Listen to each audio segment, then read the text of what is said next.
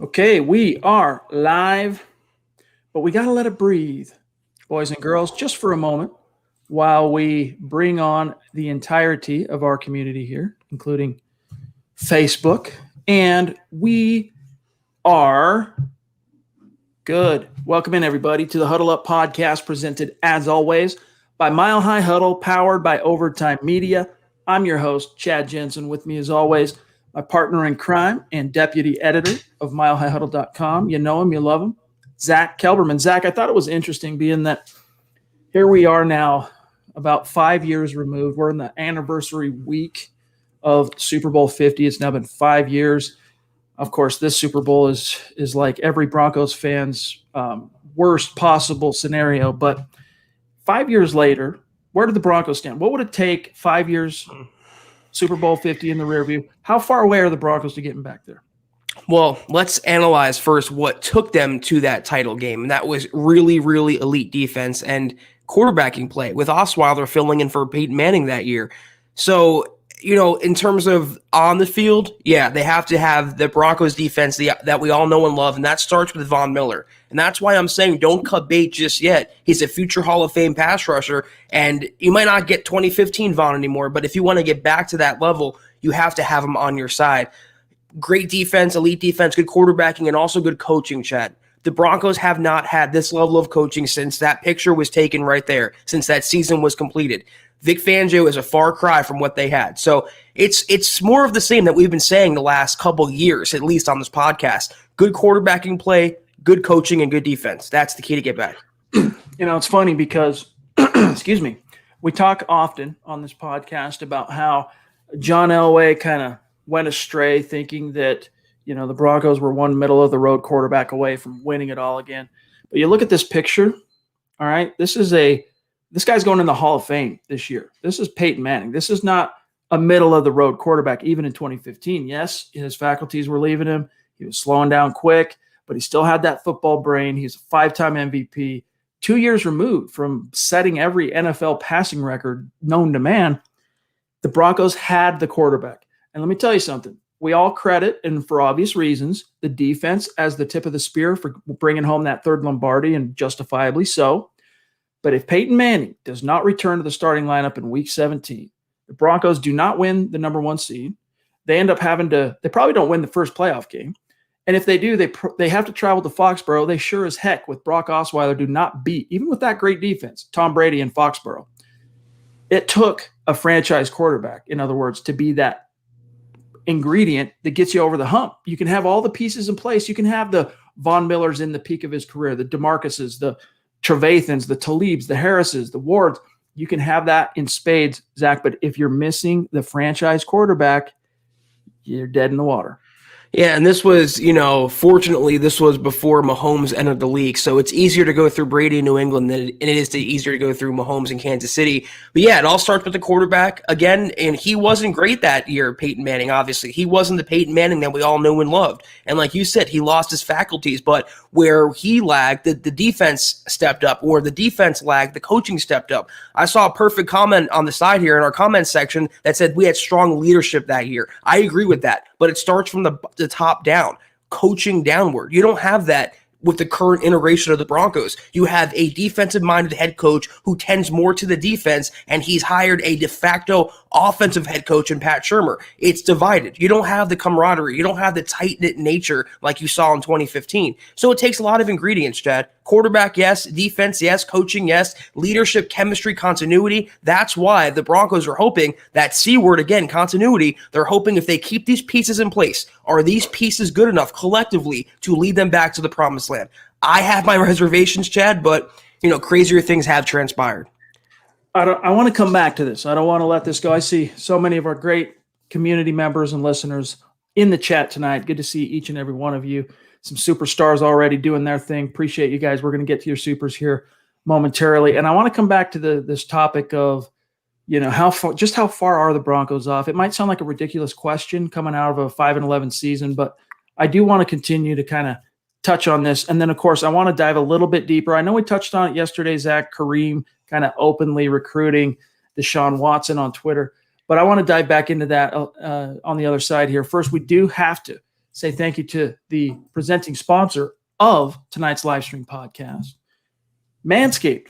Guys, look, we're now in February. Hopefully you have now fully embraced the new year, new me mindset. The best way to do it, though, to help you along, because you want to cultivate and keep this mindset throughout the year, is with Manscaped. Manscaped is the best in men's below-the-waist grooming, offering precision-engineered tools for your family jewels. They've helped over 2 million men around the world keep their male grooming, all right, on point. If you let yourself go in 2020 while you're in quarantine or whatever, Manscaped is here to help you reboot, Zach, and stay clean and shaved in 2021.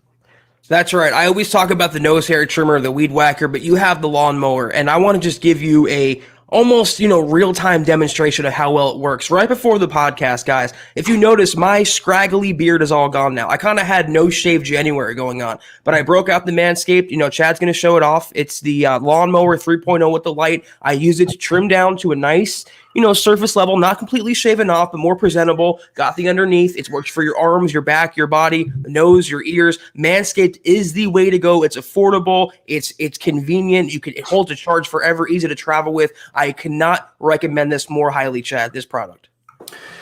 There you have it, guys. It's right there for the taking, and Zach landed on the A word there, which is affordable. And if you use our code HUDDLE, that helps it become even more affordable because you'll get 20% off and free shipping at manscaped.com. But let me just tell you one last thing about this Lawnmower 3.0. It basically takes the best of all worlds with regards to, shavers, skin safe.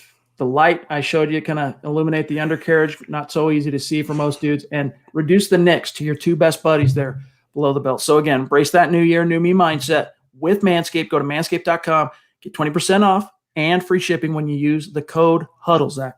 Yes, again, get 20% off and free shipping with the code HUDDLE at manscaped.com. That's 20% off with free shipping at manscaped.com, and use the code HUDDLE. Happy New Year to you and your family jewels. All right, real quick, make sure everyone knows how to connect with us on Twitter. It's just so fun for us to see people that come from, I don't want to say lurking or whatever. I just mean people that come from the audience that maybe aren't too active in the chat stream when we're live. Then they start becoming a little bit more active, and then maybe they become superstar, whatever. And then they connect with us on Twitter. We get to engage with them there. It's very rewarding for us, all right, to be able to keep that conversation going there. And hopefully it is for those of you who do it with us over there as well. So connect on Twitter at HuddleUpPod, also the main account at Mile High Huddle. My partner, Zach Kelberman, at Kelberman NFL. Myself, at Chad and Jensen. And our producer, you know him as Buona Beast, and he's very lovable as Buona Beast. He's not a scary beast. He's a teddy bear beast. On Twitter, at John K. MHH, as you can see on the screen there. You want to follow him. Check out the merch store, gang. This is just a gentle reminder, huddleuppod.com. Go get your swag on. Get an MHH trucker hat like you see me sporting here. Get one of the hoodies, T-shirt, mask. There's a little something for everybody. It's another way to support what we're doing here. And we have to continue to hammer the bell here, Zach. Our Facebook subscribing community has grown quite significantly just over the last couple of weeks since we kicked off Kelberman's Corner. But we expect it to go gangbusters in the very, very near future. And it is. It's every single day, new people coming into the fold. We want you in on that. All right. Even if you consume most of your MHH content on YouTube, or if it's Twitch, or if it's Periscope, or if you're listening on, Apple Podcasts, whatever, go to Facebook, right? Find the Mile High Huddle page. First of all, make sure you're following that page. That doesn't cost you anything, right? It's free. And then there's a big blue button that says become a supporter. If you click that and sign up, you're not only supporting what we're doing here at MHH on the podcast and the video side and what we're building toward in 2021, but you get access. There's some bennies. You get access to Zach Kelberman's Corner show that he does with Kim Becker every Sunday at noon. Only supporters get that. That's not, look, we have 92,000 or whatever followers on Facebook. When we do Kelberman's Corner, 92,000 people don't see that, only the supporters. So we want you in on that action. If you're watching now on Facebook, just scroll to the bottom where you would type in your chat. You'll see a green icon. If you click on that, that's another way to quickly sign up and become a supporter. We do appreciate those of you who have, and we do appreciate those of you who are considering doing so. And if you're not in a position, it's all good. Gang, we're just seriously stoked to have you with us. But, hey, please subscribe, number one. Number two, like this video. It helps us so much. You have no idea how just simply while you're watching, clicking the like button helps us. And the litmus test is number 3, gang. If we're doing a good job for you, share this video out there. Help us continue to grow. And seriously, when I say share this video out there, we need to pump those numbers up. I was looking at it on Facebook and YouTube the other day. We need to pump these share numbers up out there, gang. So help us grow. Help us continue to reach new like-minded Broncos fans just like you. Because think about how many Broncos fans right now, like you, are floating out in the sea of Broncos country, completely disconnected from the fact that Broncos country is not a geographic location. It's a state of being. They're missing out on this community, and you can help them find us. All right? We appreciate you. All right, John, let's grab 1 or 2 supers if you have access to them. Thank you, Jose Antoni Rivas. Appreciate that, my friend, on Facebook, the stars. CC on YouTube has a question. If there was one free agent corner that would be high value, in my opinion, it's Bashaud Breeland, a very solid cornerback too.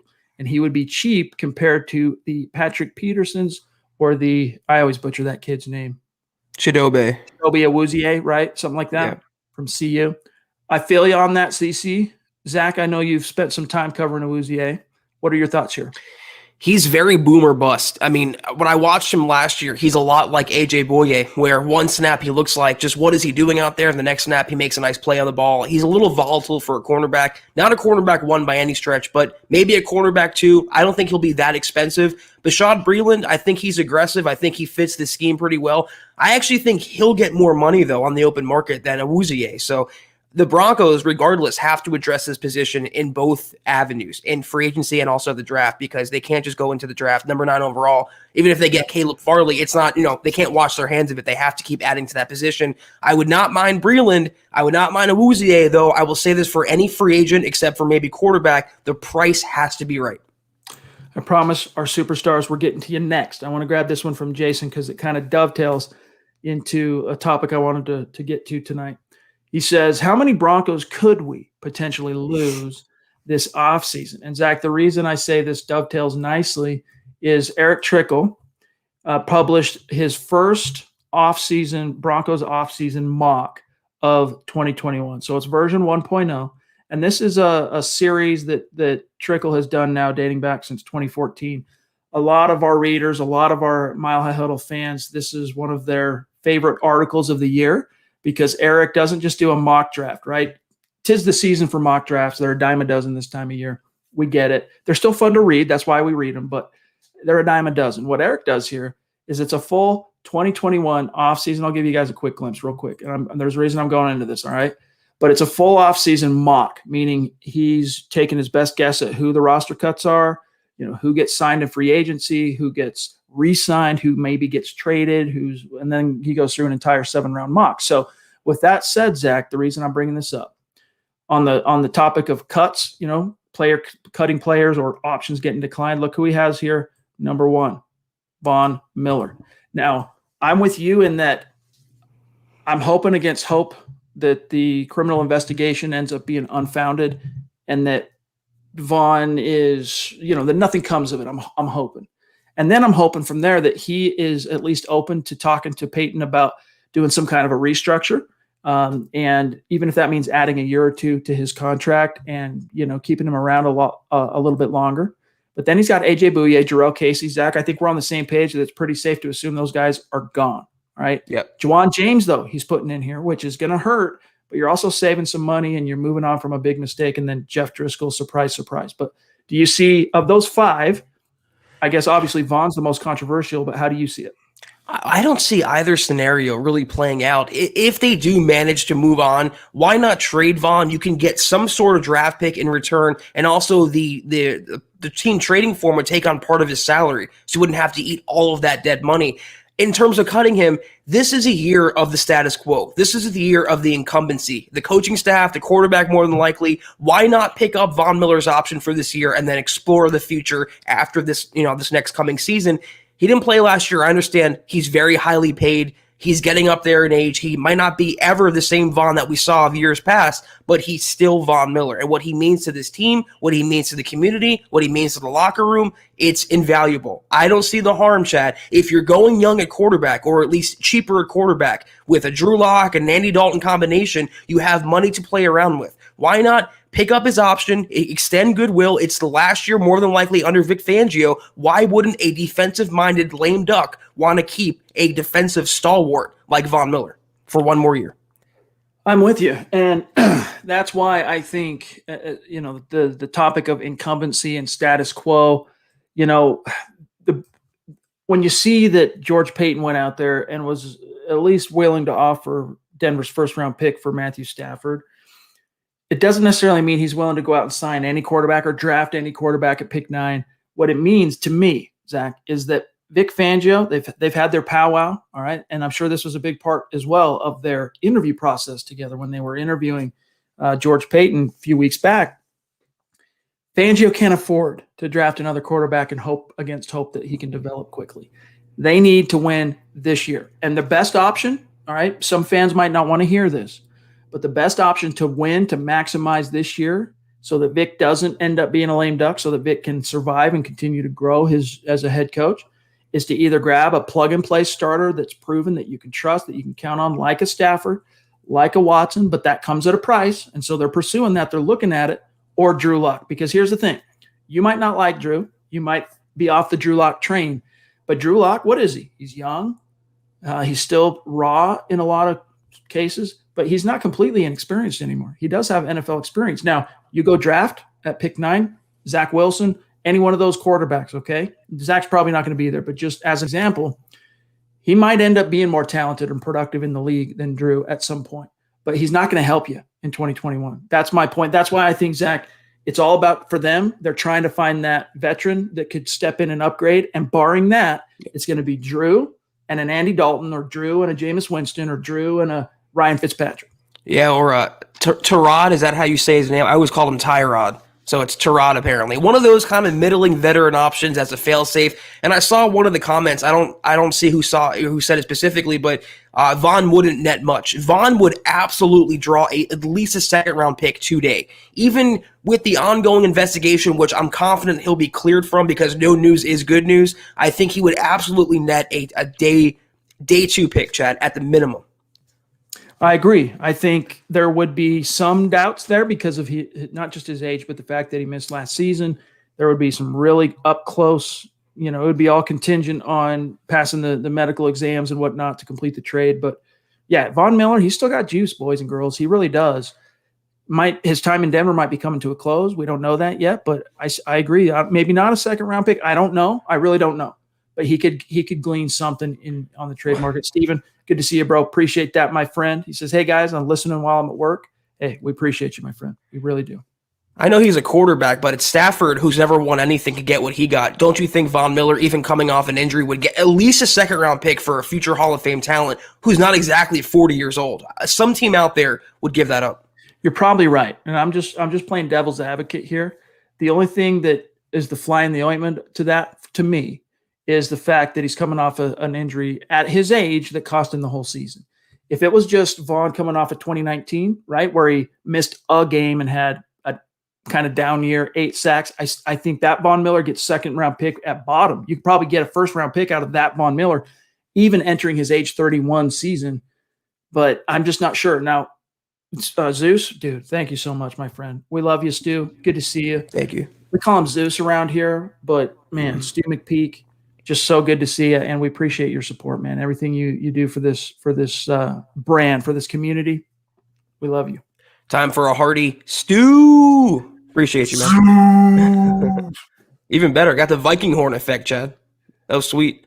Levi Hope has become a bona fide superstar. He came kind of late to the dance right before the season started, and then he had to skip out because he had take care of business on his end. He has a really cool job. And by the way, Levi, one of these days when that NDA expires, hopefully maybe it expires before the day that I'm gonna spoil it. I can't even say anymore. Hopefully someday you can tell me about that. All right. I want to know more. All right. Levi, love you, bro. He says, with the Broncos likely getting an owner sometime this year or next, does George Paton make a big splash now since he really doesn't have to answer to someone? I think George Paton at quarterback, it's all about upgrade. If you can upgrade it, sure you do it, but it's about the veteran plug and play because of Fangio. If he was starting over, like if let's say the Black Monday, right, when Elway stepped down, let's say that came on the heels of Vic Fangio has been fired, the staff is gone, and then Elway also comes out and goes, I'm stepping back, I'm going to president of football operations. What's up, Isaac? And we're going to go hire a GM and start over. Then I could see that. Zach. But what are your thoughts? Well, he's still reporting to someone for his first year because Ellis is still in the building. And technically, Elway's still in the building, and they're higher than he is, and even though he's the new GM.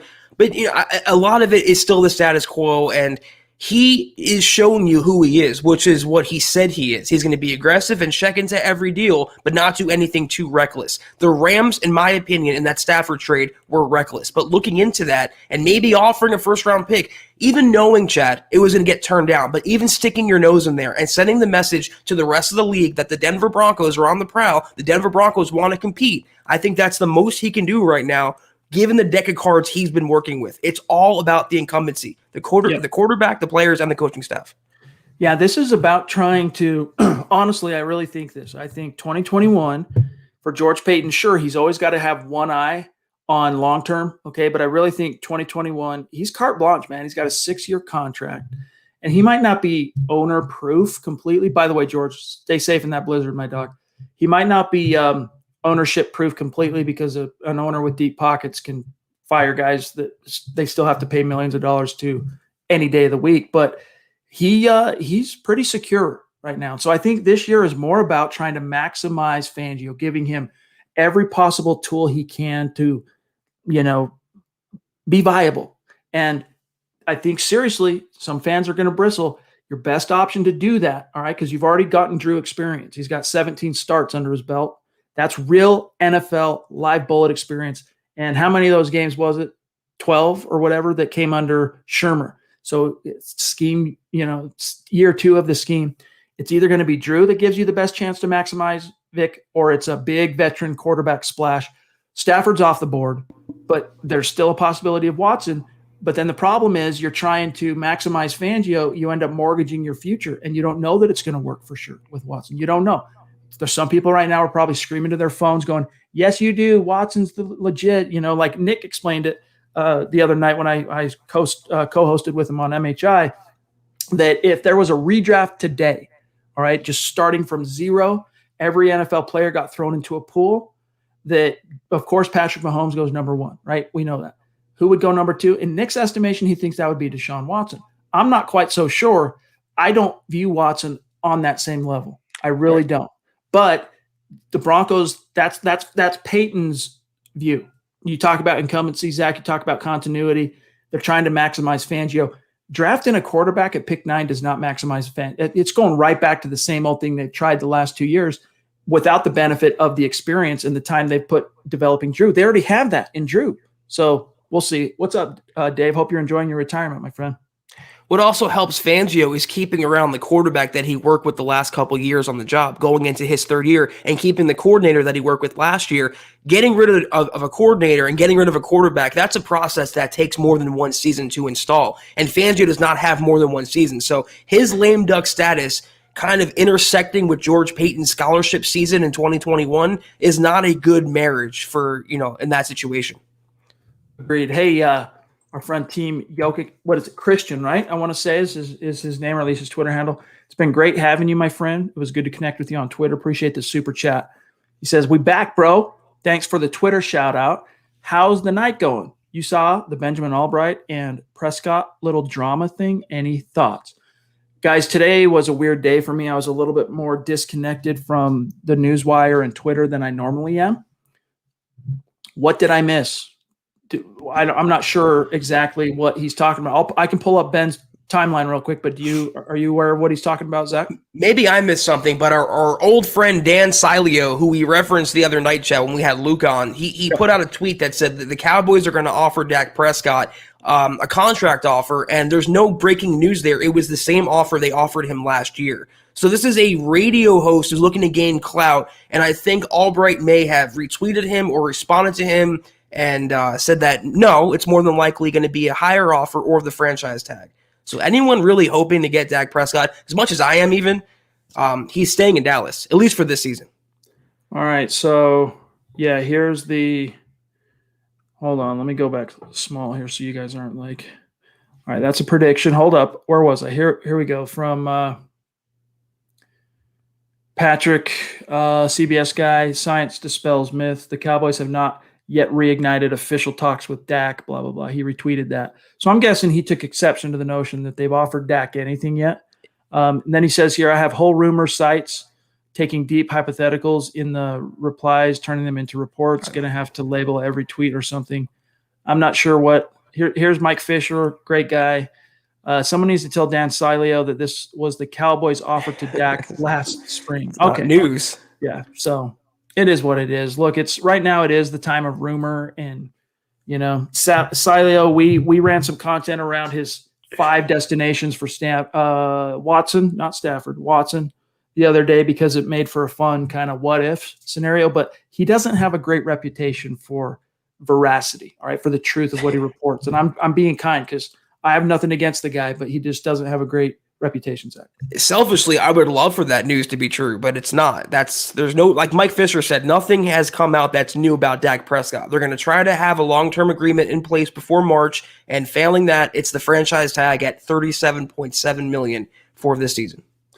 Dude, as I'm looking at Benjamin Albright's Twitter timeline, that dude from Saved by the Bell is dead? Yeah. What was Screech? Yeah, Screech. He died? Yep. Dang, son. Lung cancer. Oh, man, that's a bummer. F cancer. R.I.P. All right. Muhammad, MHH Mill Model. What's up, dog? Good to see you. What are we? We're 9 days away from debuting you on the show. It's going to be great. Appreciate that. And his super sticker emoji. Incredible. Thank you, my friend. Much love to you. Always great to have you in the chat. Muhammad, you're incredible, man. You know that. This is true. Isaiah, good to see you, bro. He says, hey, fellas, I love our young talent, but we're missing those veterans in the locker room. PFF ranked our rookies this past season dead last. Zach, this is another issue we have not discussed, and I think it's worth touching on real quick because I know most of our listeners, they're reading every article that we publish on milehighhuddle.com so that they're staying up with the news. But here's basically what happened. All right. ESPN published a pro. It was like some kind of partnership that PFF and ESPN did together, ranking each team's rookie class from 2020. Inexplicably, all right, PFF ranks the Broncos dead last. Like, I can understand that some of them didn't live up to expectations, but dead last? So stupid. I mean, I know, to me, this is like, what are you smoking, dude? What are you smoking? I can read this, but Zach, what was your gut reaction? Remember when PFF was credible, Chad? Remember when they actually had, knowledge and facts based on, basis and not just because they have some bias against Denver? I don't agree with it. If they look at the Broncos draft class objectively, 80% or 90% was affected by bad coaching or the injury bug or the pandemic. When you look at a blow-by-blow breakdown, yeah, Jerry Jeudy had it up and down here. KJ Hamler wasn't used. Alberto was out for the year. Moody wasn't really used that much. Sternai was out for the year. They didn't really have much of a chance to make an impact. But the guys who got on the field, Cushenberry was the only Bronco to play every single snap, 100% of offensive snaps in 2020. He played pretty well for a rookie center. He wasn't terrible by any means. Michael Ojemudia, he was a little up and down, but he got better as the season wore on. He looks like an upside cornerback too. I understand they weren't the flashiest. They didn't make the most plays, but dead last, when you look at objectively what they've been through, it's just PFF being PFF. And you know what? Let them hate.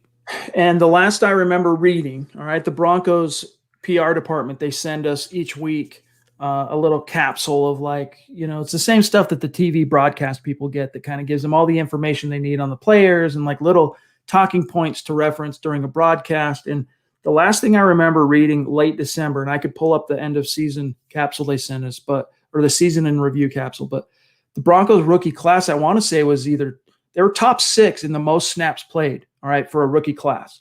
So, you're telling me that they were one of the most exposed to the league classes, but they were the worst. Let me just read this to you real quick.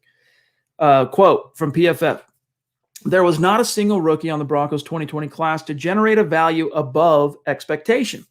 Their first 4 selections, Jerry Jeudy, KJ Hamler, Michael Ojemudia, and Lloyd Cushenberry, all played over 500 snaps, and all 4 failed to crack the 25th percentile at their respective positions in PFF grades, which, by the way, here's a quick aside, unquote here. PFF grades have become so subjective that you can't even take them seriously anymore. Like, it's a fun little thing. Like, you can reference them and go, oh, look, Justin Simmons, Kareem Jackson, the only safety duo in the top 10 highest graded for PFF.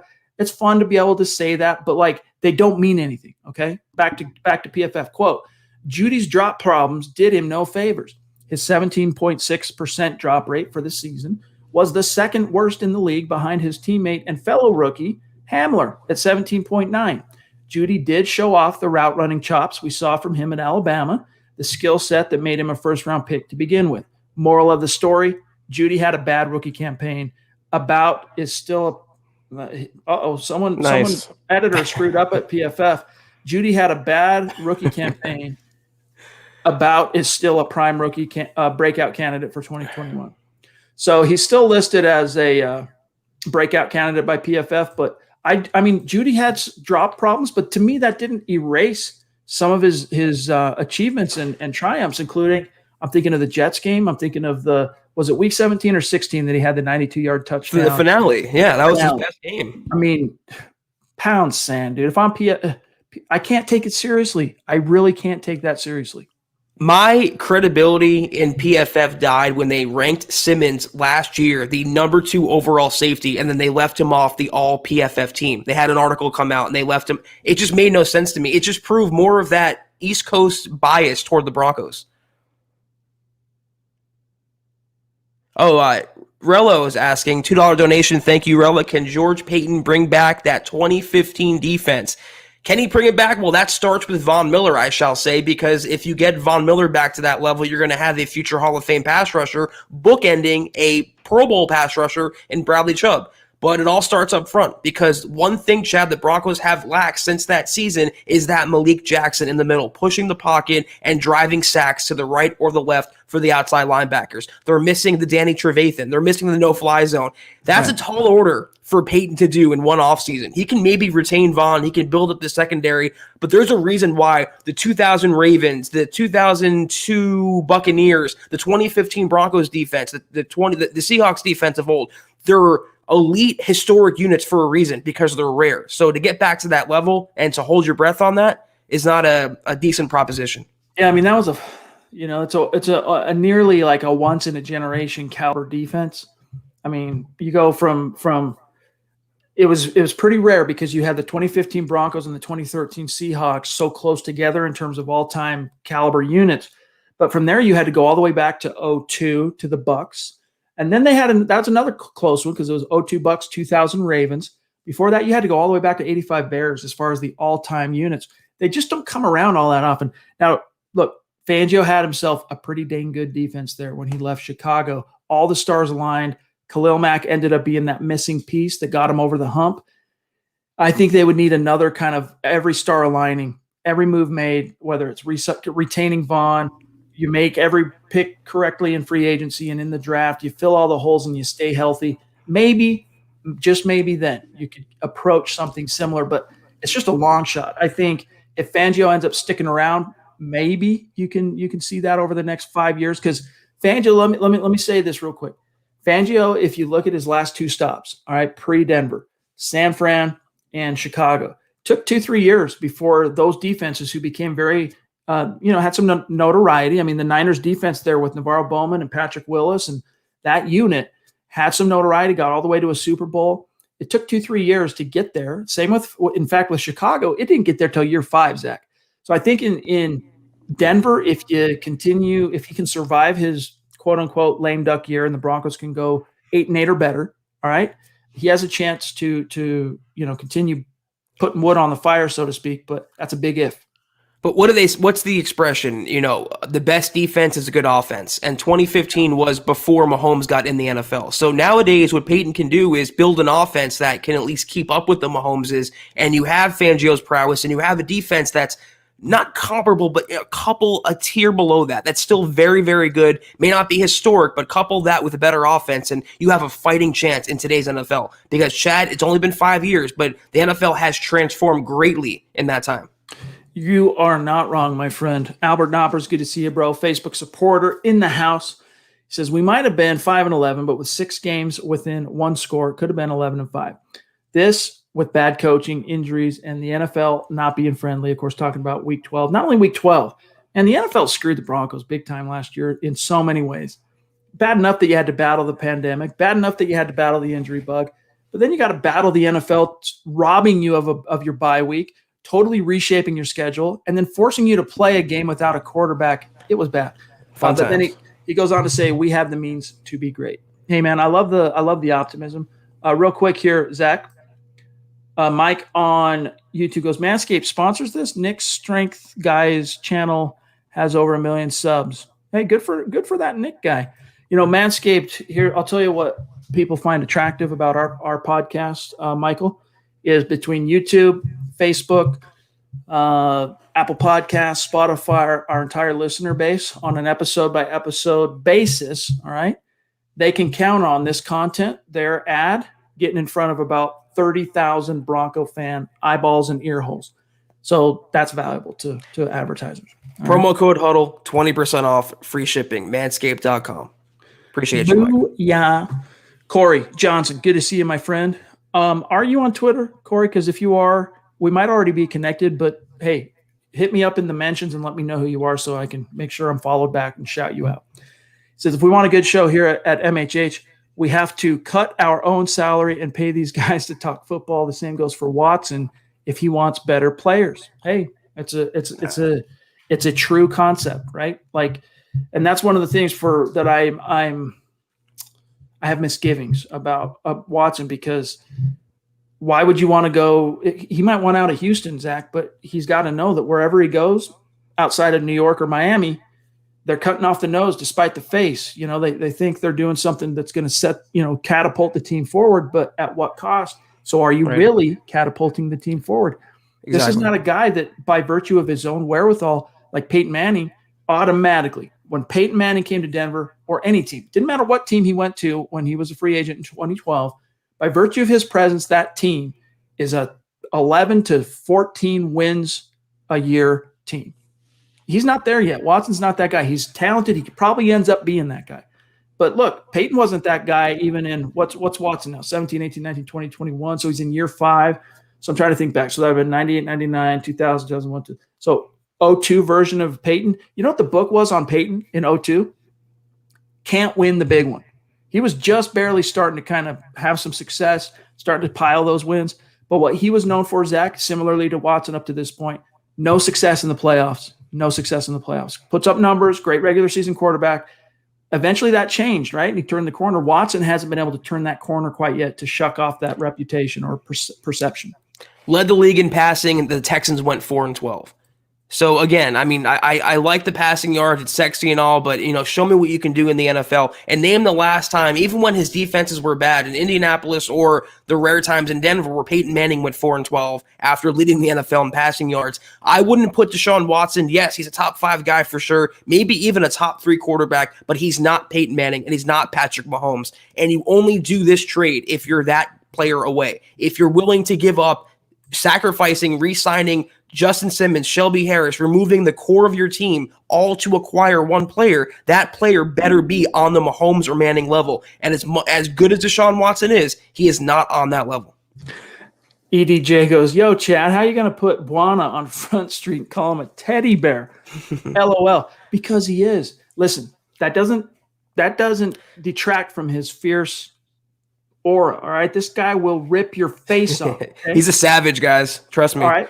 But he's also a teddy bear, all right? He's a sweetheart. Trust, all right? All right, let me see what else we got here. Meek 55. By the way, we got to talk about Kareem. Remind me after this great super from Meek.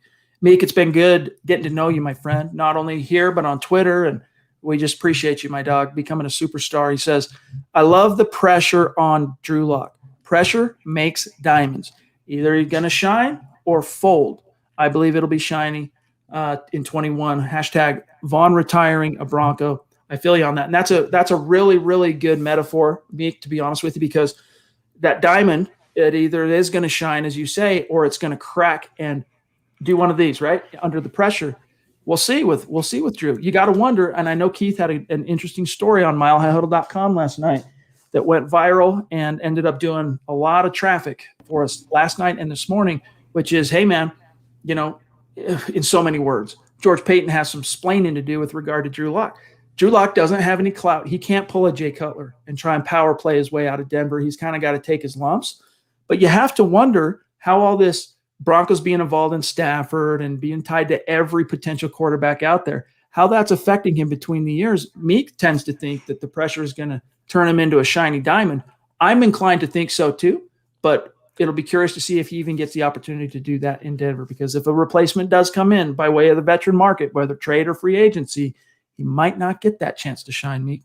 But here's the thing, though. I mean, Chad and I are admittedly two of the bigger Lock supporters among Broncos country. But if he goes out there in this third season, if he gets a full or mostly full third season and he bombs, fine. But at least he had the chance to bomb. At least we had an accurate, fair representation of what Lock could do at the NFL level, or at least with the Broncos' current coaching setup. But give him that opportunity, because he went 4-1 in 2019, and last year, for the most part, was a wash. And even during that, yeah, he did some bad things, but he did some really good things as well. And anyone who watches his tape and says he did not improve or develop in the second half of the season is just hating on him because they like to hate on him. But there's a lot left with Lock, and if he shines, great. You have a potential franchise guy. If he bombs, at least you answer that question, and you can move the page with no regrets or doubts. All right, I want to turn the page just for a second here to some Deshaun Watson, Kareem Jackson stuff, because you had a very nicely written article today on this, Zach, and thank you. You referenced the Houston Chronicle, who has reported that the Texans will, if they do put him on the market, ask for 2 first-rounders, 2 second-rounders, and 2 young defensive cornerstone type players. And as Zach reports here, that's considered a jumping off point. All right. That's like, hey, you want to start the conversation? That's what it takes. All right. That doesn't necessarily mean that's where it ends. All right. Cut 2. We get to Kareem Jackson, who is, I skipped it. Sorry. Kareem Jackson is a former Houston teammate, a couple, 2-3 years there with Watson.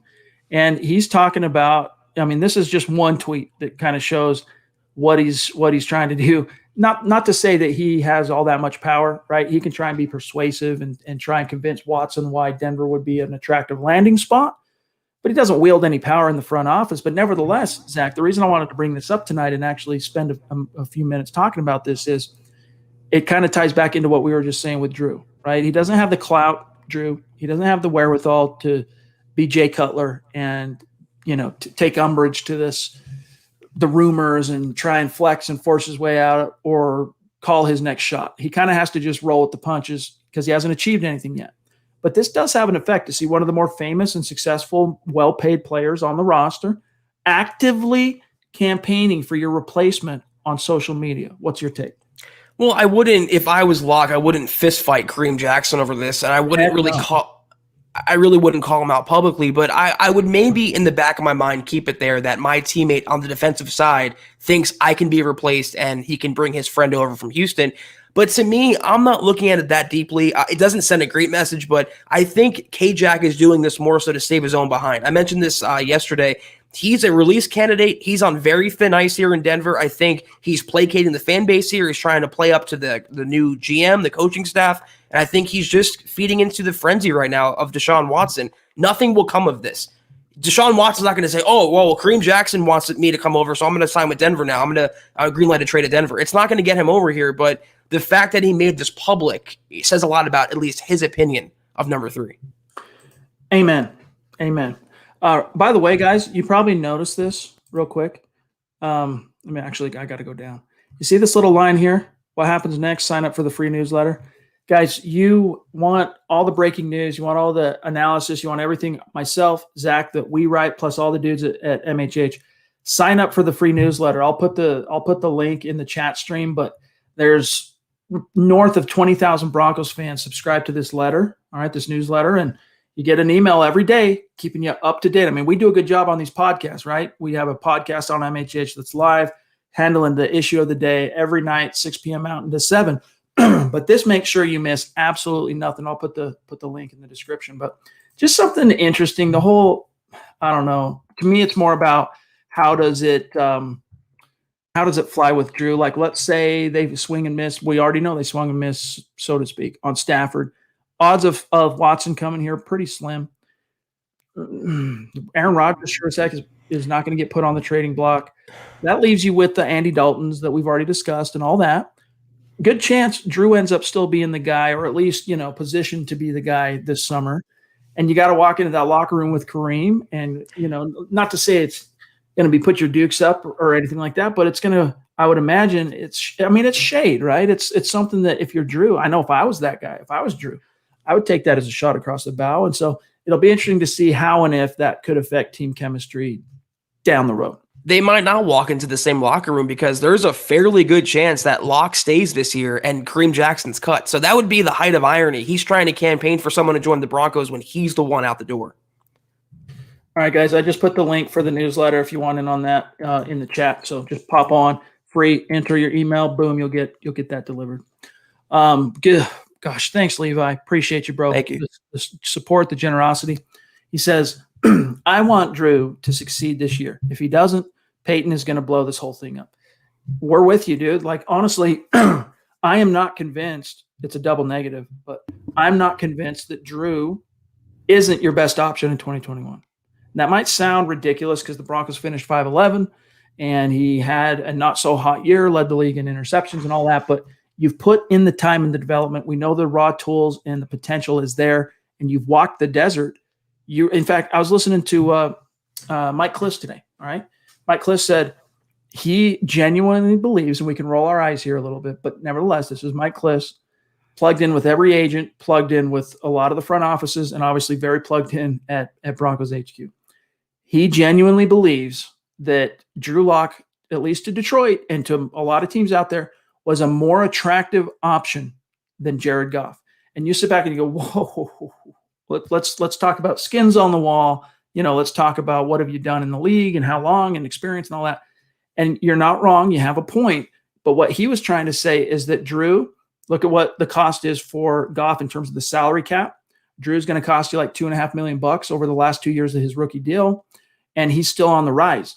The Broncos, according to Kliss, are deathly afraid of the notion of dealing Drew or Drew leaving Denver and going on to be successful because they still believe he has it in him to be successful. All right. So I don't know. We'll see how it shakes out, but you got to convince me that Drew's not the best option, all things considered, unless you can land a Dak, unless you can land a Deshaun Watson without completely selling the farm. I'm not convinced Drew, aside from those two, isn't your best option. Yeah, I think he very well could be, and he very well might show that he can be the guy going forward. But like I said, even if he's not, at least you have your answer. And if the incumbent coach is remaining and the incumbent play caller is remaining, why not the incumbent quarterback? If they all go down together, they'll all be fired together. And we've been talking about this for a while. The plan from day one, more than likely, Elway said to Peyton, listen, get through this year. It's going to be Fangio. It's going to be Locke. Get through it. Try to make the best happen. If not, you have full autonomy to blow it up in 2022 when your reign officially starts. And I, meaning Elway, am out of the building. All right, John, we got Jay, Blue Raw, Mark Langley's in the house, Isaac, Brian, and then I'm caught up there with where Kenneth's next super is. So Jay, Blue Raw, Mark, and Isaac, and BG, if you can get them in the short term. Meanwhile, I'm going to grab this one from Kenneth. Love you, buddy. Looking forward, by the way. We'll talk tomorrow, Kenneth. We'll talk and continue our previous conversation. But he says, sign Jameis Winston with an interception incentive in his contract. No, not even with a crab leg incentive in his contract.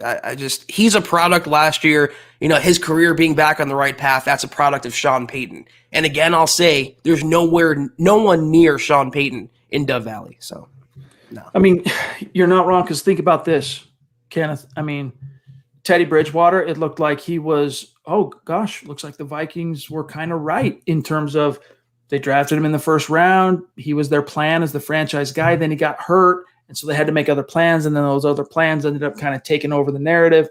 So then he goes to New Orleans, and when he's tapped to play, if I'm not mistaken, 2019, didn't he go 5-0 as a starter in New Orleans, something like that? So you're thinking, all right, there he is. He's the guy. He can be that guy. And then the Carolina Panthers, they go out and they pay him. it was a short-term deal or whatever, but nevertheless, what happened? I mean, the Panthers were right there in the league doldrums next to the Broncos in terms of wins. So Teddy, I don't know. But nevertheless, my point on this is Jameis Winston, he's in that comfortable, safe cocoon under Peyton, but you get him outside of that, what's he going to be? Is he going to revert back to the interception after interception in the clutch, Jameis? The pick six in the clutch, Jameis Winston? Probably. Some quarterbacks need the proper system to thrive. Other quarterbacks are pretty much scheme independent, or like a Fitzpatrick or Andy Dalton. They can come in and learn any playbook and be competent level quarterbacks. That's not the same for Winston. If you bring him to Denver and saddle him with Pat Shurmur, you're not gonna like the result. This is something my dad taught me a long time ago. All right, and for the most part, there are very few absolutes in this world. I'm not a big believer in coincidence. And I am also a believer in beware of using absolutes, all right? But the best predictor of future behavior, 9 times out of 10, the best predictor of future behavior is past behavior, all right? People can change. It does happen. But more often than not, you're going to be right if you make a decision based on past behavior over, being the predictor, all right? Jay, good to see you, bro. Appreciate you. Bonafide superstar. It's been great having you back in the chats lately, by the way, Jay. He says, fellas, George Payton passed on number 9. If a team offers a late number 1 for Vaughn, does George Payton stack the first-round picks and go for Watson, or move up in the top 5 of the draft, or stay with Luck? Interesting. Yeah, so he ultimately we don't know what the point of no return was in terms of George Payton saying that, too rich for our blood on Stafford, where he ended up kind of backing out on that. But we know that he was at least willing to talk about the prospect of trading pick 9. So that's out there. It's in the reporting. It's out there, right? If a team offers a first for Vaughn, would he then take that and try and parlay it into a Watson? Probably. I mean, honestly, he probably would, because he's already shown us what he's interested in right now, which is making the most of 2021. That's either with a veteran or it's going to be Drew. I don't know. I think knowing George Payton, based on what he said, I know he's going to check into every deal, and he's obviously looking for an upgraded quarterback, but if he were to flip Vaughn for a 1, which we had that discussion, people think he won't even be worth a 3rd-round pick. If they have 2 firsts, I think he would just stockpile those first-round picks, maybe entertain a trade for Zach Wilson, and in that scenario, Zach Wilson would be cheaper. You wouldn't have to give up extra capital on top of the first-round pick, the couple first-round picks like a Deshaun Watson. I think he would just build the roster using that premium capital. This is a guy that treats first-round picks like gold. So unless you have an offer he literally can't refuse, he's going to stack that capital. It would not surprise me, even in that scenario, if he traded back from that first-round pick and parlay that into more draft picks. This is the type of GM the Broncos have now. And if you don't like it, you're going to have to deal with it. He's not a wheeler and dealer so much as he is a stockpiler of draft capital. And that was a theme in Eric's mock offseason, was making moves to stockpile picks. So you could be very right on the money with that. Before I grab Blue Raw, just real quick, shout out to Seth Harmon for the super sticker. The emoji is a thumbs up. So appreciate that, Seth. Really does mean a lot to us, buddy. Chris says, how comparable would you say the Rams not having a first-round pick in 7 years would be to the Broncos if they get Watson for 3 firsts and 3 seconds, etc.? Pretty close. I mean, dude, it's devastating. I don't know. I think the Rams, we're going to find out pretty quick. We talked about this last night. Was the Rams' success of the last 4 years, was that McVay? Was that Goff? Was it that combo together? We'll know the answer to that here pretty soon, but you got to wonder how much farther along the path the Rams might be if they had those first-round picks. As always, it's going to come down to what did these quarterbacks do in these respective situations? What does Stafford do under a McVay, and what would Watson do in Denver if that trade were to go down? We talked about this yesterday. You make that trade for Stafford, and you're that desperate because you believe you can win a title in the next 2 years.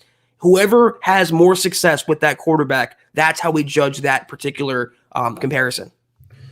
All right, we've got one from Mark Langley. Everybody knows Mark, bona fide superstar and a friend. Zach and I and John, we consider Mark to be a good friend. Absolutely. And, appreciate you, bro. Always good to see you, my dog. Love you, and hope you're doing well in Georgia, my friend. Hope you're doing well. John, do you have our friend Horse of War, D-Dub? I just saw him pop up there. Let's. Oh my goodness, he popped up with a vengeance. Golly. Well, while you're grabbing him, let me grab Gio while you're grabbing him. Actually, nope, there he is. He's got him. This seriously brings a tear to our eye. Right? This is very humbling. Oh, there it went. We'll get it back. Hold on. I'm going to grab one. You get it queued up, John. Then we'll grab George here first. George, love you, bro. Hope you're doing well. Hope you're enjoying your time off. You know what I'm saying?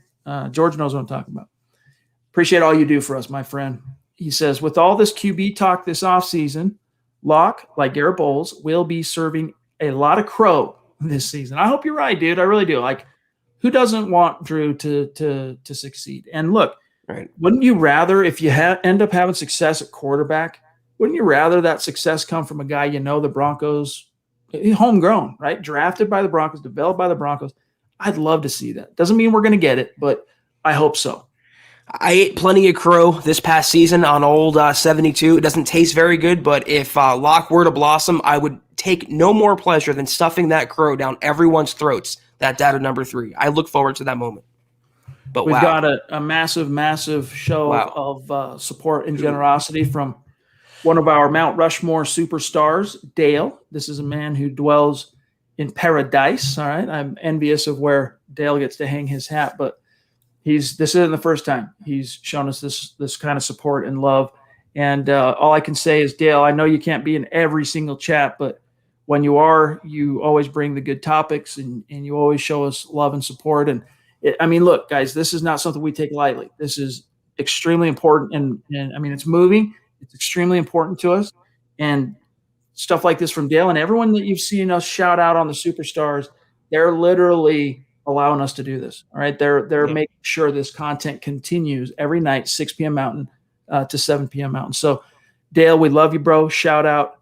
I mean, we see you. We appreciate it. His message back. Shout out to the players in the huddle and Broncos, Samurai, CJ, and ZK. Overall, I agree with Zach in stressing coaching. Let's not miss continuity. Excuse me. Don't sell the farm for one guy. You never know what will come in the draft. A healthy Broncos is a different team. Hashtag Lock. One more. Hashtag Broncos all in, Zach. I'm literally just blown away by your generosity, Dale. Thank you so much. And we had that question, that kind of joke that they're going to have to pay our salaries. You guys pay our salaries by showing up, not even by donating, just interacting with us. And Dale, you've been with us since we started doing these super chats and these live pods from day one. It's seriously amazing. Thank you so much.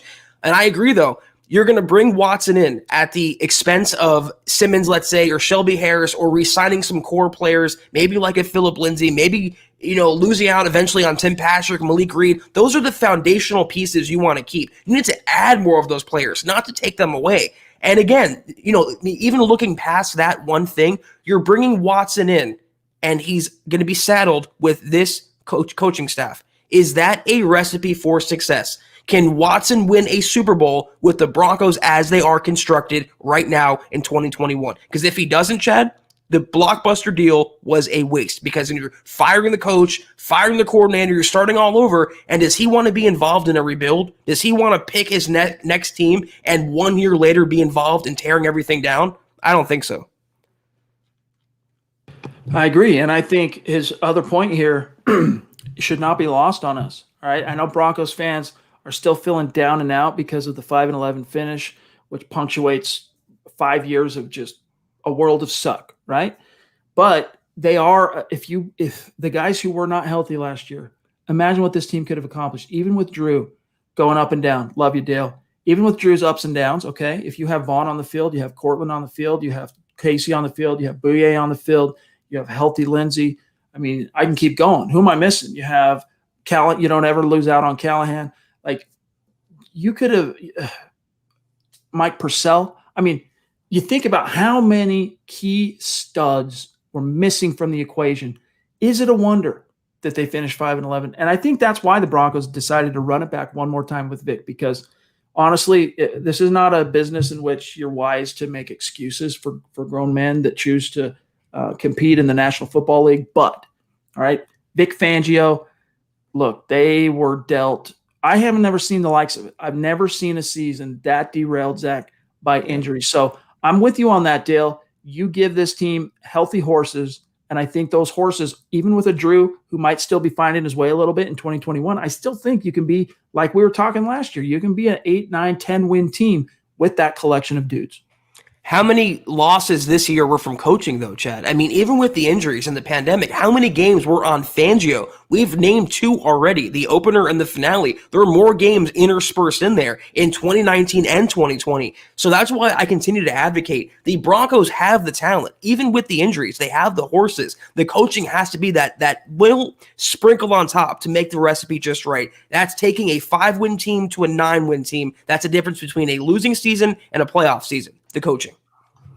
Isaac, thank you for the support, my friend. It's been a pleasure getting to know you in these chats over the last month or so. Really means a lot to us, my friend. As I hope you guys know that when we get the support like this, it really does hit us in the feels. It's very meaningful. And when we say that it allows us to be here every night at 6 p.m., that's the truth, dude. That is the absolute truth. So appreciate you, dog. He says, just because you guys are legends.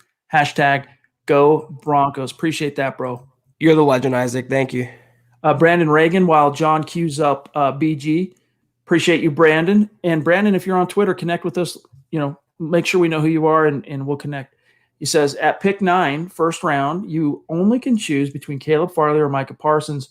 I just want to hear your opinions. Thanks. I think Zach and I we used to share a brain on this, but I think we may have differed. I'm more leaning Farley here just because I fear Parsons. Off-field stuff, but what are your thoughts? I don't feel it. I mean, if more comes out, I understand the nature and the gravity, and if things are founded and not unfounded, then yes, he should be taken down from the first-round draft boards, but I'm not removing him from consideration because of what's up in the air right now. Just like I'm not writing off Von Miller for the criminal investigation. They need a dynamic inside linebacker, but whether that's Parsons or Levante David, I don't care. I just want that guy in the building. I think, though, I'm leaning a little more toward you, though, Chad. I mean, either one, assuming Parsons is cleared off field, either one would be a day one instant impact starter in this Denver defense. But cornerback, considering the need they have there, and I think you can maybe argue Farley as a prospect is better than Parsons as a prospect. Apples and oranges. And I think I lean that guy as of right now, Caleb Farley. All right, we have officially crossed the 1 hour mark, so we got to kind of rapid fire our remaining superstars, starting with BG, another foundational Mount Rushmore MHH superstar. I love you, BG. He says, I feel like Vic Fangio is a top shelf coordinator, but the same as Wade Phillips. As a head coach, very bad. That was one of Wade's famous quotes when he was hired back to be the coordinator in Denver in 2015. I'm a lousy head coach, but I'm a pretty good coordinator. Vance Joseph, Todd Bowles, Norv Turner, Marty Schottenheimer, excuse me. There's so many examples of that. Some guys are great coordinators and they just can't handle being leaders of men, to quote VJ. Bradley will grab you because we love you, buddy, and that profile pic gets us every time, dog, with the MHH mask. Love it. He says, hey, Chad and Zach, how does Vic get better at making coaching decisions? Is it only through actual games, or is there some training these head coaches can practice to get better, like clock management? Unfortunately, it's intuition, it's gut feel. Right. It's wherewithal and surrounding yourself with enough sounding board experts to feel confident in what you're doing. It's live bullets. When you really boil it down, it's live bullets. And I still think the Broncos, Zach made a big decision letting Mitch Tanny go, who was the guy in his ear helping him make those decisions in 2019. It's like you can play a bunch of Call of Duty, but you can't go out and join the military and expect to, kill soldiers and stuff like that. It's like, you can learning to drive. You can only really be out there on the road, and you have to get the intuition and the feel. And this is something that Brandon Staley, who's a first-year head coach, said in his opening presser. He referenced, the analytics are great and having the numbers is great, but having the feel and the context in that moment is so important. And it screamed to me that someone as young and inexperienced as Staley gets it, and someone like Vic Fangio, who's 60 years old and been in the NFL for 40 years, still doesn't get that. He still doesn't have that intuition. And Chad, it's becoming a thing where you either have it or you don't. It doesn't grow on a tree. You can't buy it. So if he hasn't learned it in 2 years, is he going to learn it in year 3? Is it going to magically happen? I don't know. We both have our doubts at this point. I mean, we can be hopeful, but we have our doubts. All right. BG again. Wow. Thanks, buddy. Appreciate you. He says, So honestly, percentage-wise, are you guys 50-50 on Lock starting the entire 2021 season and beyond, or less than 50-50? Ooh. Well, I got to remove the beyond for now because it's all about 2021. If Lock gets the Right. call, it's all about this year. So I would tell you that, our great sponsor, sportsbetting.com, they put the odds at about a 60% chance Lock is the guy under center. But that was before Elway stepped down. That was before George Payton. I'm sure those odds have shifted. Mike, what's up, bro? Good to see you. Thank you. I would say it's about 50-50, honestly. That's what I would give it. That's about right where I'm at. Maybe a slight 51-49 in favor of Lock in terms of probability. We'll see. And then BG says, I feel like Vic is a top shelf coordinator. Yeah, we got that one. So appreciate you, BG. But what are your thoughts, Zach? I think there's 100% chance he opens week 1 as the Broncos starting quarterback, but way less of a probability that he ends the year as the Broncos quarterback. That's why they are going to upgrade the position, whether it's a rookie, whether it's Deshaun Watson, or whether it's Andy Dalton. They're going to have some guy as the fail-safe if the Lock experiment busts. So 100% to start week 1 and to end the season under center for Denver. I think right now on February 1st, I think I'll put that at 50-50. Yeah. All right, we got Rello Takeover. Again, appreciate you, bro.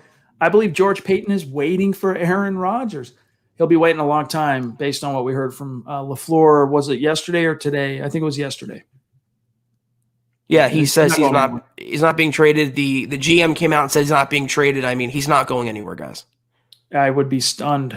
My friends. All right, what else we got here? Hold on one sec, John. Well, I'll get the one you have queued up. Excuse me. In the chat, I'm at about, for what it's worth, I'm at Jaden at 704. And this is him right here. So actually, let me do this. Booyah. Jaden, appreciate you, bro. Connect with us on Twitter. He says, what's up, guys? Who's someone you want the Broncos to sign and draft that would be realistic but a dream? Mine would be Caleb Farley and Levante. That's pretty good. Dude, that's right on the money. I mean, you get your current and future lockdown number 1 corner, and you get that coverage linebacker that can do it all 3 downs. He can stay on the field all 3 downs and excel whatever you ask him to do. Problem with David, though, Zach, probably a limited shelf life, like maybe 2 or 3 more years where you could really count on him. Realistic, but a dream scenario. I mean, I got to point to Dak Prescott. I mean, there is a chance. I'm not saying it's 100%, he's going to come back to Dallas. There's a slight chance that Jerry Jones is out of his mind enough to let him hit the open market. And if that happens, the Broncos don't have a quarterback by that point figured out. That'd be my dream scenario. Offer him the money, save the draft capital, and go win football games. By the way, guys, I just realized that the link I pasted about the newsletter, the free newsletter, it was so long that it wouldn't fit on one card. So I remembered I had a bit.ly on it. So I just did the normal, the real link there for quick click and sign up. Easy, free. All right. We are at 107. So let me try and get here. All right, John, it's about to jump, and I'll tell you where I'm at. I am at Jaden again at 718. So I'll grab him, and let me tell you who's in between real quick. We have got, bear with me one second here. Actually, Zach, would you mind reading off his super, and then I'll dive back in with you on the other side. Yeah, Jaden dropping in $5 donation. Jaden, we appreciate you so much. He says, Brian Daboll for Broncos head coach next year or not? Who else do you see being the coach if it doesn't pan out with Fangio? I'm on record. It has to be 100% an offensive-minded head coach if Fangio or when Fangio is fired. Brian Daboll, probably the top of my list. Eric Bieniemy, maybe Greg Roman in Baltimore, maybe Kellen Moore in Dallas. A lot of young up-and-coming names. Even maybe Mike LaFleur by that point. He might be ready to lead an NFL offense or NFL coaching staff. You never know. Bieniemy, Brian Daboll, Kellen Moore. I think that, and not that order, is my top 3, prospective head coaching candidates for next season.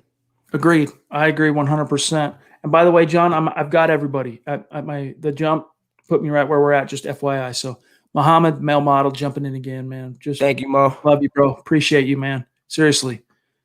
Just thank you, my friend. We're stoked to talk to you. And by the way, Dale, if you're still with us, Dale, we should have you on the show sometime, my friend. You're one of the superstars we've never been able to have on the show. If you'd like to be on, reach out. We've corresponded on email before. Send me an email. If you're into that, you'd be open to that. Judas Priest, dude. You got to come on the show now, Dale. Dale, You come got to on, let dude. us thank you in real time. Come on, we're not worthy. Dale, No, not at all. Force of War on Twitter, by the way. Wow. Love you, Dale. Jeez, he says, yep, got to build right. Even Brady needs talent. Think Mahomes without Hill or Kelsey, that O-line, the defense, and the continuity from Reed. Let's be patient. Franchise quarterback is like a NASCAR driver. He needs some muscle under his – we can say it because it's in the Bible. He needs some muscle under his ass. Booyah. Hey, dude, I don't disagree. Thank you, Dale. Judas, I'm still a little bit stunned. I'm a little slobber knocker. Boom.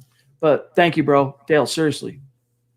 Incredible. Yeah. Dale, we tend to share a brain on the Broncos, and I agree with you. Just be patient. It's not the most fun proposition. It's you want to pull your hair out. It's been long enough now, but just a little more patience. I promise you, the pot of gold on the other side of that rainbow is worth investing in.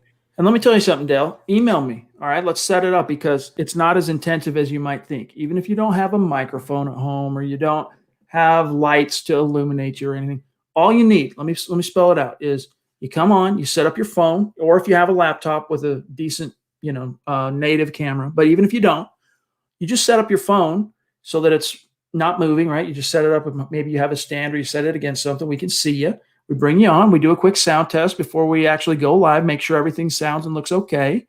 And we just talk to you. We get to know you for 5 or 10 minutes, and it's fun, right? So if that's something you want to do, we'd love to have you on. So hit me up. Jess, good to see you, bro. Appreciate you. He says, which corner is the guy at pick 9? I like Parsons, though. I feel you. It really is. I'm torn on it because I think Parsons could be a generational guy, but I'm still, wasn't even my team, but I'm still a little, traumatized by what happened with Reuben Foster, dude. Like that. I don't want that for your Denver Broncos. Like this 9 pick needs to be a sure thing. And I think Parsons' talent is a sure thing, but that off-field stuff has me tripping a little. I was going to say Reuben Foster was a hell of a talent, though, on the field, and I'd love to see him in between Vaughn and Bradley Chubb. I mean, with that defense, it'd be incredible. The cornerback at 9, the only guy I think you take there for sure is Caleb Farley. Looking back, when we look back on it 3 months from now, 2 months from now, whatever, I think Surtain will go in the teens somewhere, the 12 to 15 range. Top 10 guy, the only lock is Caleb Farley. If he's on the board and Parsons is off the board, Farley has to be the guy. Yeah. Another guy to keep in mind, like we'll see how it pans out with Farley. We'll see how it pans out with Patrick Surtain, who's not a great scheme fit for Fangio for what it's worth, but a guy to keep an eye on as a potential riser into that top 15, top 10 conversation is J.C. Horn, the South Carolina Gamecock. Yep. Keep an eye on him. Kenneth Booker, love you, bro. He says, did you see Messi's contract? $673 million over 4 years. Yeah, you want to talk about a slobber knocker? There you have it. Not a soccer guy. So me neither. That's not big a sport. coin, though. Yeah, that's big coin. It is. I'll take Mahomes, though. I think he's more valuable. I don't know. Bigger NFL guy than soccer guy. Honestly, I know the name, but I don't know anything. I don't follow soccer at all, my friend. So, Dale Rude, good to see you, bro. Appreciate you as always. Hey, dude, connect on Twitter. If you don't have a Twitter account, create one. I keep typing your name on Twitter. I'd love to be able to, instead of just type your name, I'm tagging you on Twitter after every show. He says, we don't need Watson to compete in the AFC West. We were in the games this year. Lock next season, I think, 3,500 yards, 25 touchdowns, 10 picks. # believe the young core. It's what did the Broncos hold Mahomes to last year on defense? I think 200 yards, something like that, 2 touchdowns, some total in 2 games. It was phenomenal. They played well enough to win if their offense helped them out in certain spots. You have to play perfect to beat Kansas City, and the Broncos were far from it. But when they're on their game defensively, we've been saying, Chad, they don't need a Watson or a Rodgers. They just need good to above average quarterback play consistently and let that defense do the rest. Yep. Amen. But hey, I think if that defense does do the rest, 3,500 yards and 25 touchdowns from Drew at a 10 interception clip. That's a playoff team. 2.5 to 1. That's a playoff team. Yeah. That is. And I think that's within his grasp. I think he could be that. That's not like blowing the doors down. That's Jay Cutler, 2008 Pro Bowl year. Those numbers just there. A little less yards, 1 less touchdown. That's a Pro Bowl year more often than not. That's not a Mahomes Pro Bowl year, and it might not be a Deshaun Watson Pro Bowl year, but that can get you somewhere if your defense especially is doing what we expect it to do under Fangio. Jason, by the way, dude, I didn't realize till last night we were already connected on that you were following on Twitter. I found you, and I'm like, dang, dude, I feel guilty. I haven't been following Jason back. So that has been remedied, my dog. Appreciate you. He says, not to dwell on the past, but looking back, I really feel bringing Flacco to Denver did more harm than good. I'm even willing to say he cost Rich Scangarello his job, which hurt Drew's development. I'm not so sure about the costing him his job thing. I mean, it all was part of the picture in terms of just how bad the offense was with Flacco, the pocket statue to quote Zach here. But, look, that fourth round pick sure would have been handy, right? He ended up being a complete waste of time for the Broncos. But, here's another thing I'm always going to wonder. We'll never have an answer, but if Joe Flacco isn't acquired via trade in 2019 and Drew sprains his thumb in preseason game 3, do you think he ends up on IR? I don't. I think he ends up probably, just making the final roster as an active guy, on the roster. He's not on an injury list. And if you can remember, I know it's going back a couple of years, but we were reporting on this every single day. Drew was good to go by like week 4. He was good to go. He could grip the ball. He could spin it. He could throw. He could do everything. You get Drew in week 4 instead of week 13. You wonder even where you're at today. You're a lot farther down the road than – Flacco, we could spend all night talking about what a mistake that was. I'd rather not. I don't want to talk about Joe Flacco any more than I have to. I'm just happy we have a younger quarterback, and I hope the Broncos keep trending in that direction because that's the way to go nowadays. Isaac, appreciate you, bro. He says, DW motivated me. What a guy. Yeah, Dale is a great guy. He's a stud. Really, and it's not just tonight, it's not the first time tonight what he's done. It's not the first time. And I've had a lot of good conversations, private conversations with Dale, and he's a good man. And I am envious of his abode in the Pacific paradise of Hawaii. Maybe someday I'll come visit you, dog. All right. BG, appreciate you, my friend. What would it realistically take to move up for a QB like Fields or Wilson? And if that happens, would you be stoked or disappointed? I'd be disappointed. I would. I don't think either one of those guys are the sure thing that you move up, you give the farm. What would it take? I don't have the scale in front of me, Zach. From 9 to, let's say, 2, if you want to get Wilson, you got to get to 2. So 9 to 2, what would it take? I mean, I can pull it up. I'm trying to remember. Last time I did this time last year, I tried to spitball. I ended up looking completely ridiculous, but it's probably maybe another first, maybe. Yeah, so and probably a second or third, yeah. Right? So that's a pretty penny, right? Figuratively speaking. Yeah, dude, it was good. Very good to connect. So glad to do that again. Sorry it took so long. All right, I think we're caught up, right, John? I think we've got all of our great superstars. I would lose my crap, though, if they moved to trade up for Justin Fields. I mean, that would be just disaster written all over it. I'm going to do one last thing real quick before we sign off, all right? Value chart. Bear with me. Here is a first this year, a first next year, and like a second or third round pick, I think would do it. All right, let me just – this was, by the way, the value chart was – the brainchild of the great Jimmy Johnson, who very recently ended up in where he belongs in the Pro Football Hall of Fame. The guy that fleeced the Minnesota Vikings in the Herschel Walker trade way back when. So let's just take a quick peek, and then we got to sign off, gang. All right, but here's the value chart. All right, so the Broncos sit at pick 9. That pick is worth 1,350 points. All right, pick 2 is worth almost twice that at 2,600. So you have to give up the equivalent of a pick 9 to get to pick 2. All right. So what would that mean? Let's just look. So the Broncos are in the, I want to say 40. So pick 40, you'd have to give you 500. Somewhere in the 70s, I believe the Broncos are as well in round 3. So that gets you half the way there. You got to give up another first round pick, dude. You're giving up a first, a 2, and a 3, Zach, to go from 9 to 2 at least. And what changes everything is how desperate are you? And how much competition is there for that same trade, which ups the price. That's a natural law of economics. for proven, obviously, quarterbacks not named Trevor Lawrence. These are still crapshoot prospects, and they're not sure things. So giving up that much capital and mortgaging your future for someone like Fields is disastrous waiting to happen. BG, thank you, my friend. Appreciate you. His comment here is Farley isn't a sure thing either. Honestly, no pick is. No. You got a point there. Cecil Lammy, the great Cecil. I love Cecil. But he would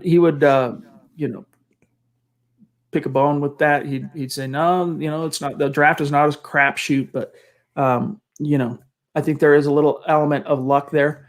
And then Kenneth, oops, sorry, John.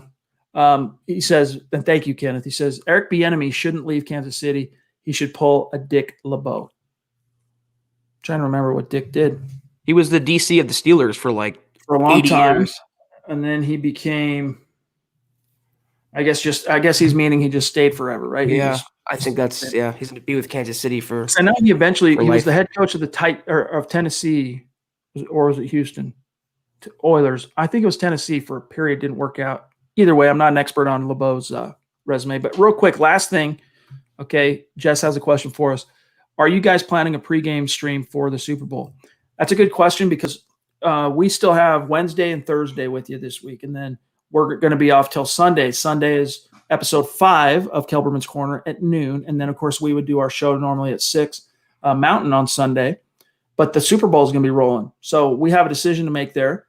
We haven't talked about it. Honestly, we haven't considered that quite yet. So anything off the top of your head on that, or maybe we'll just circle back and let you know on Wednesday. I'm thinking do something either before the game or after the game because I would want our audience and ourselves to be able to watch. That's going to be hopefully a great game. So we'll get back to you guys. We'll circle back around later this week. We'll do something fun. All right. Yeah. But guys, thank you so much for joining us tonight. Seriously, what an outpouring of support and love and generosity from our superstar community. Love you guys. Seriously. I mean, we can't say it enough, and we mean it every time. Like, it might seem like we run out of ways to say it, and maybe there's some truth to that we run out of ways to say it, but we do. We appreciate you. We love you.